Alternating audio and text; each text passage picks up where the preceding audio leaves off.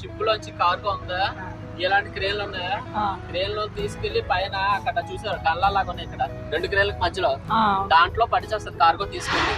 దాంట్లోంచి conveyor belt ఉంటది, belt మీద అలాగా ఫార్వర్డ్ అయిపోయి స్టాక్ కాడికి వెళ్ళిపోతుంది డైరెక్ట్ గా.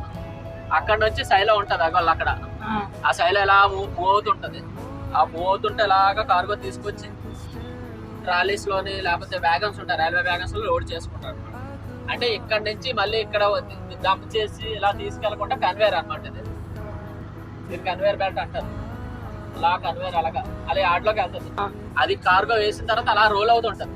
రోల్ అవుతుంటప్పుడు ఆ బ్లాక్స్ ఉన్నాయి కదా మధ్యలో, దాంట్లో కార్గో వెళ్ళిపోయి కన్వేయర్ ద్వారాను అక్కడ వ్యాగన్స్ ఉంటాయి. మీరు వస్తప్పుడు చూసారా రైల్వే వ్యాగన్స్ పట్టాలు ఉన్నాయి, ఆ రైల్వే ట్రాక్ మీదకి కరెక్ట్ గా పైన ఉంటది అది.